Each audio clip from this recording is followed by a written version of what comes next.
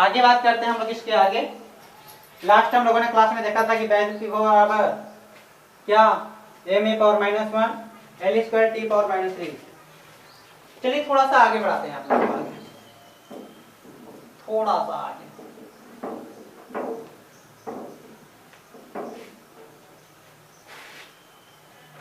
चलिए कोण का बता दीजिए आप लोग, जो कितना नंबर होगा वो आप लोगों का हो जाएगा। कोण ज्ञात कीजिए, बताइए। जो भी नंबर आप लिख लीजिएगा, कोई दिक्कत नहीं है। कोण बराबर क्या होता है? चाप बटा त्रिज्या। कोण बराबर क्या होता है बेटा? चाप बटा त्रिज्या।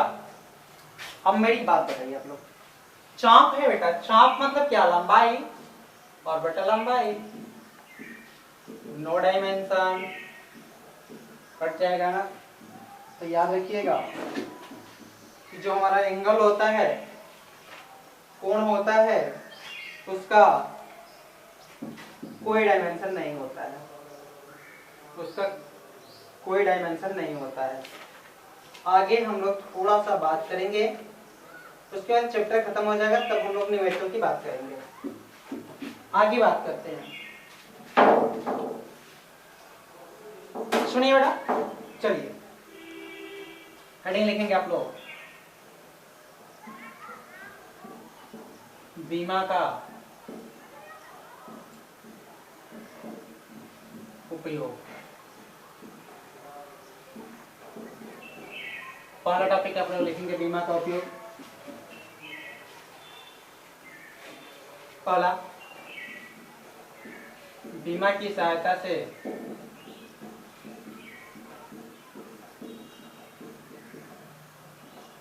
किसी सूत्र या समीकरण, बीमा की सहायता से किसी सूत्र या समीकरण के जांच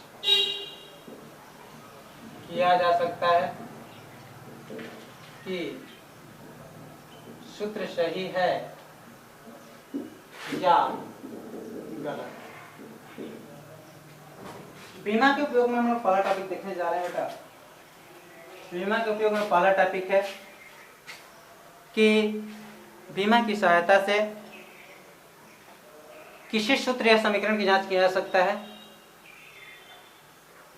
कि सूत्र सही है या गलत है। ये चीज हमें पता करना होगा। अगर हमें कोई भी क्वेश्चन देता है, हमें कोई भी क्वेश्चन देगा और इस क्वेश्चन को आपसे कहेगा कि ये बताइए कि जो दिया गया इक्वेशन है वो सही है या गलत है। अगर कोई इक्वेशन दिया है, अगर दिया गया इक्वेशन आपसे पूछा जाए कि वो इक्वेशन सही है या गलत है, तो आपको बताना पड़ेगा। तो मेरी बात समझिए, जब ऐसी बात आएगी ना, तो क्या करेंगे हम? दोनों पक्षों का डायमेंशन निकालेंगे। क्या करेंगे आप लोग? पहला स्टेप, एलएचएस का डायमेंशन निकालेंगे। एलएचएस का बीमा निकालेंगे। Step number first. Step number second की बात करेंगे तो फिर हम लोग आरएचएस की बीमा निकालेंगे। स्टेप नंबर थर्ड, दोनों का कंपेयर करेंगे हम लोग। अगर एलएचएस इक्वल टू आरएचएस आ गया, अगर एलएचएस इक्वल टू क्या आ गया बेटा? आरएचएस आ गया, तो सूत्र हमारा सही है। क्या बताया? पहला बीमा का उपयोग है। पहला उपयोग में हम लोग देखेंगे कि बीमा की सहायता से किसी सूत्र या समीकरण का जांच किया जा सकता है कि सूत्र सही है या गलत है। स्टेप नंबर फर्स्ट में हम लोग देखेंगे एलएचएस की बीमा निकालेंगे और सेकंड में क्या? आरएचएस की बीमा निकालेंगे। तो एलएचएस और आरएचएस की बीमा निकालेंगे। उसके बाद स्टेप नंबर थर्ड में दोनों का कंपेयर करेंगे। दोनों की तुलना करने के बाद अगर दोनों की वैल्यू इक्वल आती है, मतलब कि डायमेंशन इक्वल आता है, जब दोनों का डायमेंशन इक्वल आएगा तो हम कह देंगे कि सूत्र हमारा सही है। अगर बाय द वे डायमेंशन हमारा दोनों का इक्वल नहीं आता है दोनों का डायमेंशन इक्वल नहीं आता है तो हम कह देंगे कि सूत्र हमारा क्या बेटा गलत है। बात करते हैं आगे। इसको हम लोग थोड़ा सा एक दो एग्जाम्पल की सहायता से हम आपको दिखा रहे हैं। 2-3 क्वेश्चन लिखिए। पहला प्रूव करना है हमें।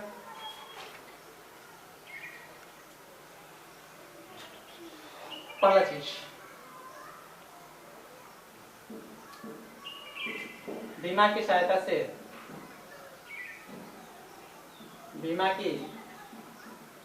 से सूत्र T = 2 √L/G।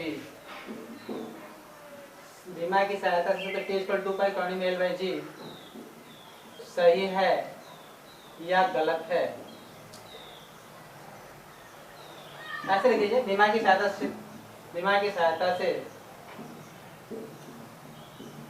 सिद्ध कीजिए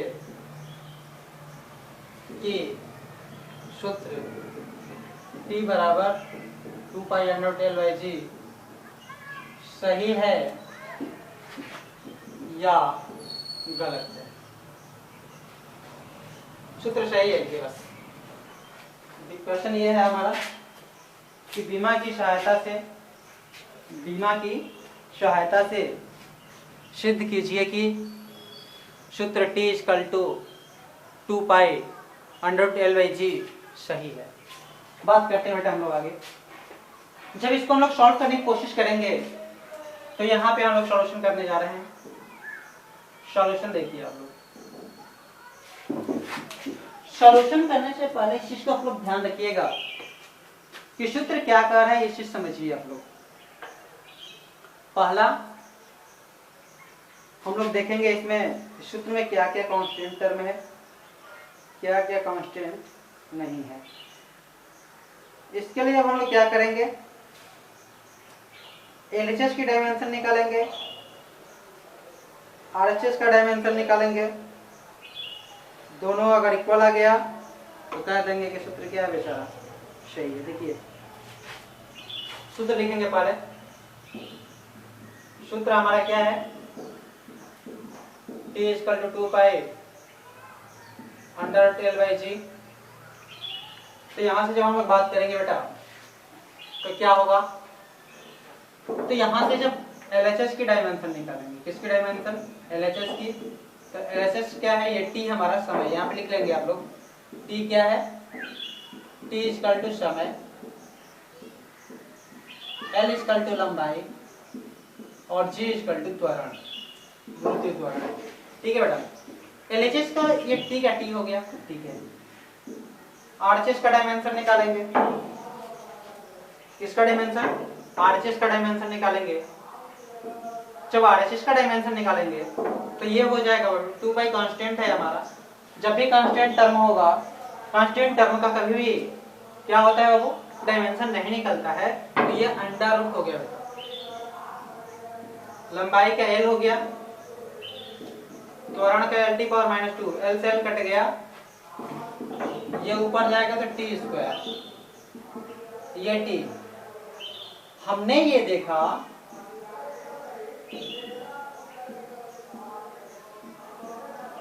LHS बराबर क्या, RHS।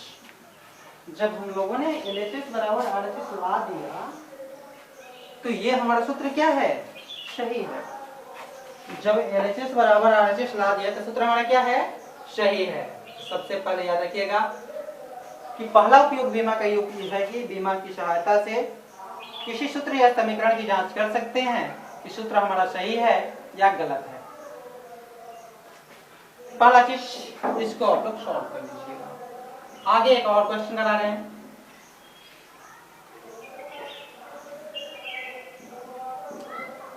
बीमा की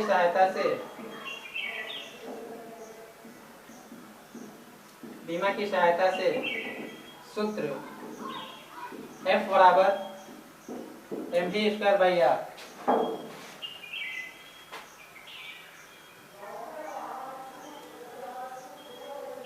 क्या है बताइए। तो बताइए सूत्र सही है या गलत। क्वेश्चन ये है कि बीमा की सहायता से सूत्र F बराबर mv²r है, तो बताइए कि सूत्र जो है वो सही है या गलत है। तो सबसे पहली बात हम लोग बात करेंगे कि जब इसको हम लोग देखेंगे तो सबसे पहले हम लोग फार्मूला लिखेंगे नीचे।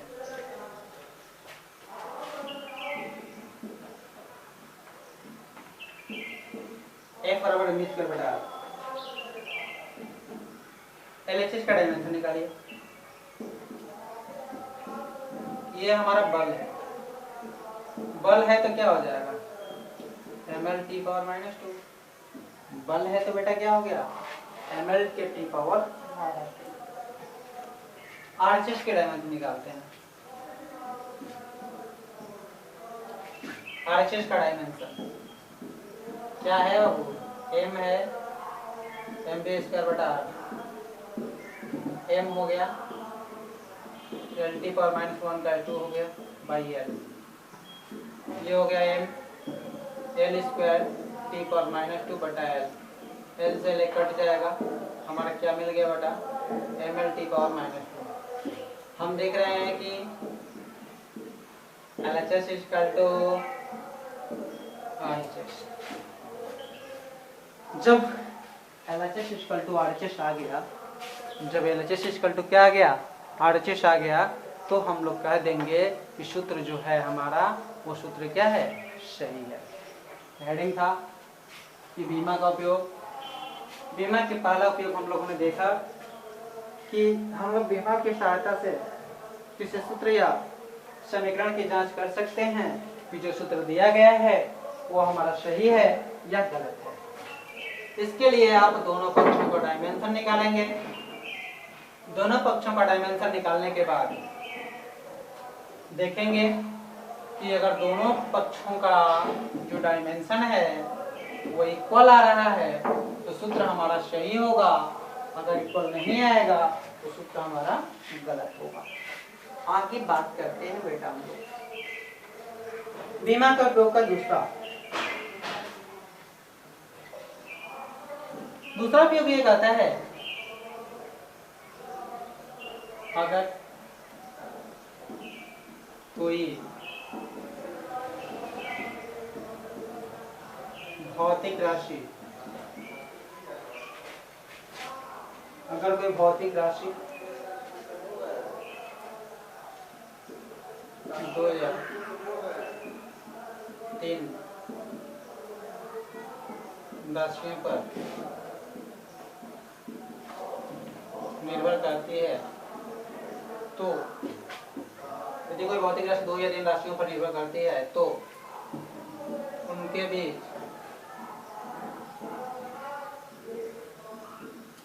संबंध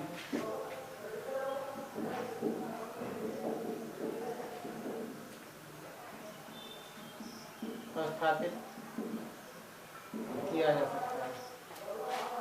बीमा प्रयोग हम लोग देखें दूसरा, अगर कोई भौतिक राशि 2 या 3 राशियों पर निर्भर करती है तो उनके बीच संबंध स्थापित किया जा सकता है।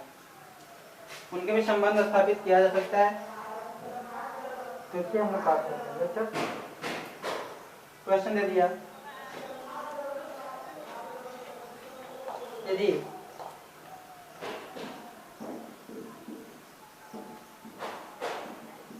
आवर्तकाल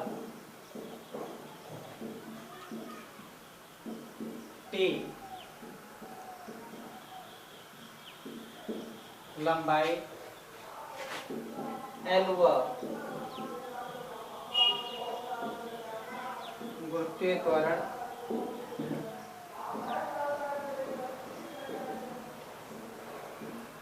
G पर निर्भर करता है तो सूत्र T = 2π√L/G सिद्ध कीजिए। क्या क्वेश्चन है बेटा? कह रहा है कि अगर कोई भौतिक राशि 2 या 3 राशियों पर निर्भर करती है तो उनके बीच संबंध स्थापित किया जा सकता है। यदि आवर्तकाल t, लंबाई l व वृत्तीय त्वरण स्मॉल g पर निर्भर करता है तो सूत्र t = 2π(n.l/g) सिद्ध कीजिए। ठीक है, देखिए बेटा, हम बात करते हैं आगे।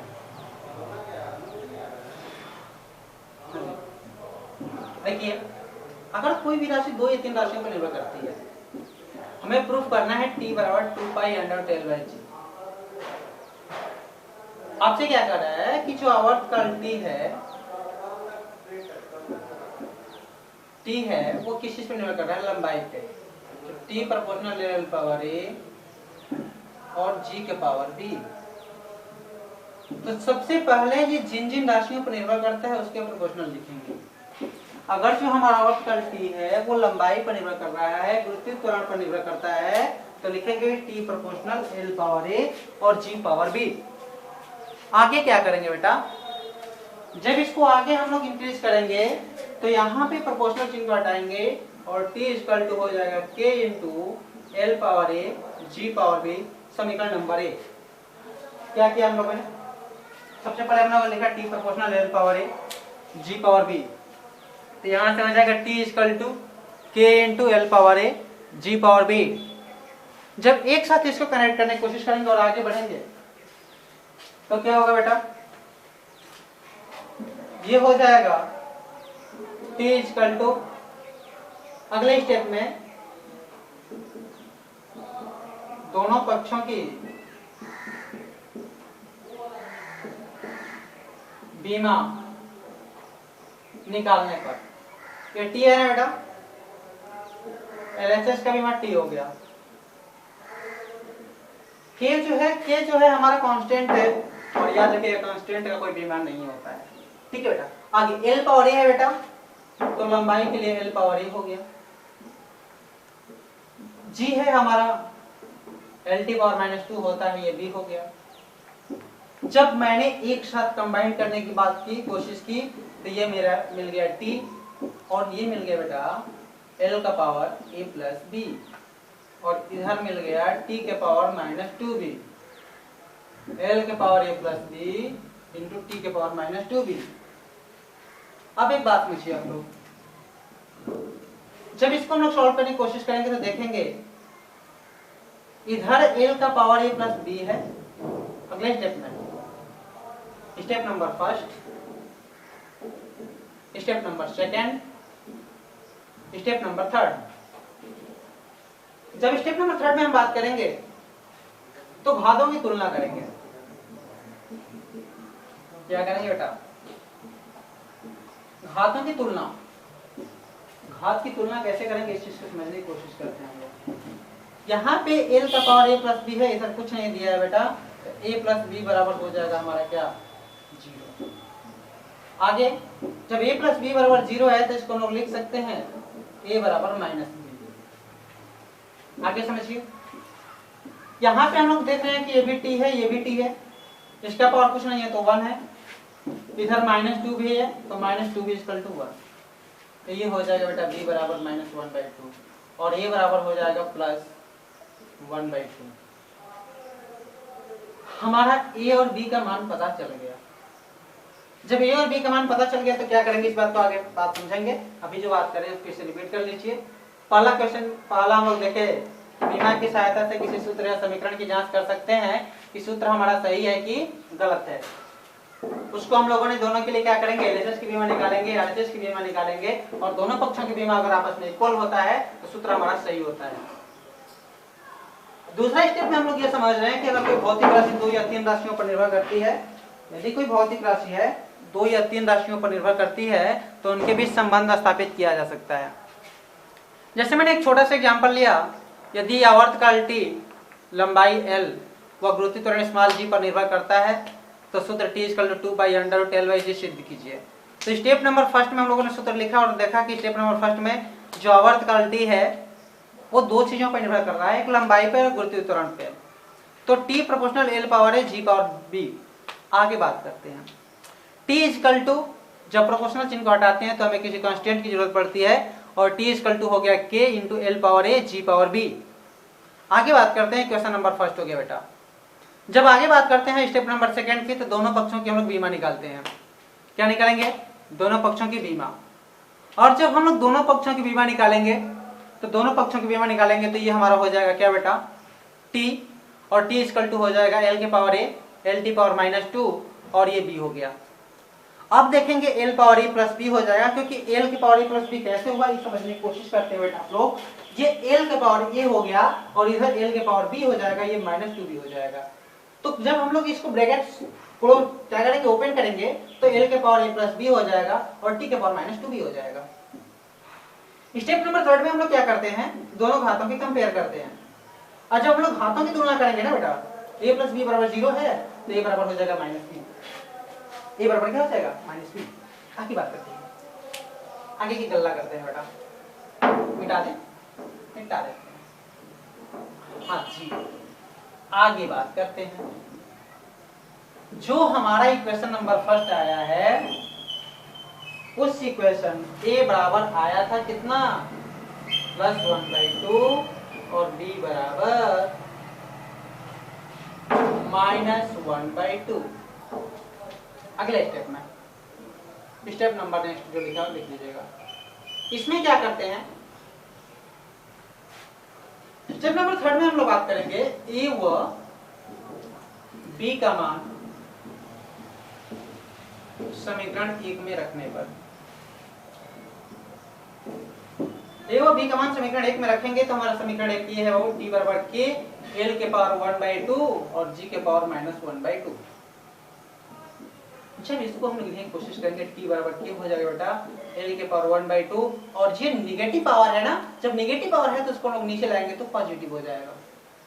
और जानते हैं आप लोग क्या, k और जब हमारा कभी भी 1/2 पावर हो, उसका मतलब कि जो क्वांटिटी है वो अंडर रूट में है, तो इसको लिख सकते हैं अंडर रूट l/g।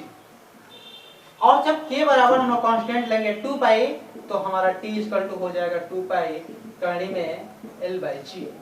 इस तरह से हमारा प्रूफ हो गया क्वेश्चन। तो पहला बीमा का उपयोग देखें हम लोग कि बीमा की सहायता से किसी सूत्र या समीकरण का जांच किया जा सकता है कि सूत्र हमारा सही है या गलत है। इसके लिए हम लोग क्या करेंगे, दोनों पक्षों की बीमा निकालेंगे, और दोनों पक्षों की बीमा निकालने के बाद, दोनों पक्षों की बीमा क्या करने के बाद, निकालने के बाद, यदि दोनों पक्षों की बीमा आपस में बराबर आता है तो सूत्र सही होता है। दूसरा, यदि कोई राशि 2 या 3 राशियों पर निर्भर करती है तो उनके बीच संबंध स्थापित किया जा सकता है। आगे बात करते हैं कि हम लोगों ने लिखा t इक्वल टू 2 पाई कॉर्डी में l/g को सिद्ध किया।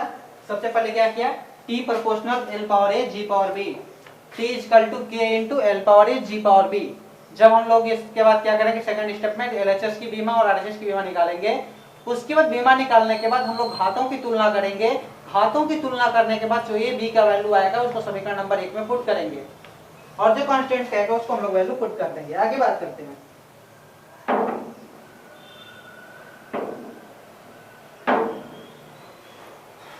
यदि क्वेश्चन है, यदि अभिकेंद्र बल F M V व R पर निर्भर करता है, M भी R पर निर्भर करता है, तो सूत्र F equal to mv square by r सिद्ध कीजिए। वही क्वेश्चन है, बस इसमें दो क्वांटिटी लिए थे, इसमें 3 क्वांटिटी, एक क्वांटिटी बढ़ा दी है। हमने क्या लिखा है बाबू, यदि F बराबर F M V व R पर निर्भर करता है, यदि केंद्र बल F M हमारा द्रव्यमान है, V हमारा वेग है, R हमारा त्रिज्या है। यदि केंद्र बल F जो है द्रव्यमान, वेग और त्रिज्या पर निर्भर करता है। तो सूत्र F = mv² को सिद्ध कीजिए। एक मेरी बात समझने की कोशिश कीजिए बेटा, ये क्वेश्चन लंबा जाएगा थोड़ा सा, इसको क्वेश्चन को आप लोग नोट कर लीजिएगा, मिटा दे रहे हैं। सुन लीजिए, क्वेश्चन ये है कि यदि अपकेंद्र बल F m v व r पर निर्भर करता है तो सूत्र F = mv² सिद्ध कीजिए। ये क्वेश्चन मुझे याद है, आप लोग ध्यान से देखिए। देखते हैं बेटा, सबसे पहले जो सूत्र दिया था हमारा, दिया था वो F = mv²/r दिया था। स्मॉल r लिखे थे, ठीक है। तब यहाँ पे F जो है 3 क्वांटिटी पर निर्भर कर रहा है। कौन कौन क्वांटिटी पे? m पावर a, v के पावर b और r के पावर c।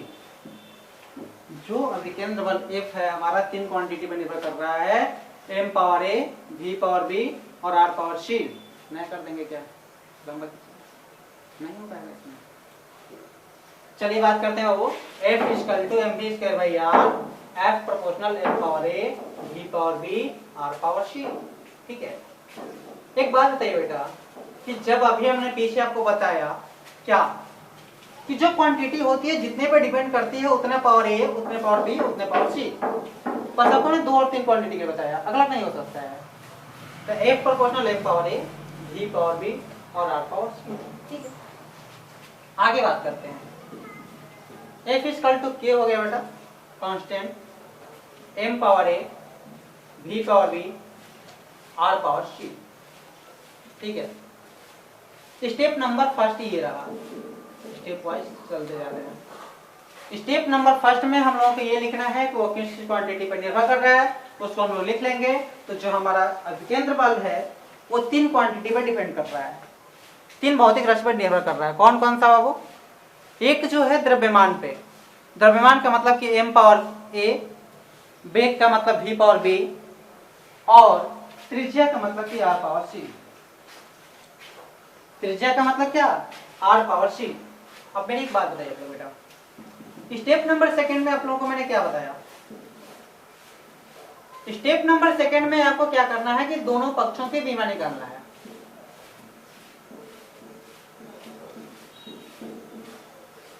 स्टेप नंबर 2 में दोनों पक्षों की बीमा निकालने पर।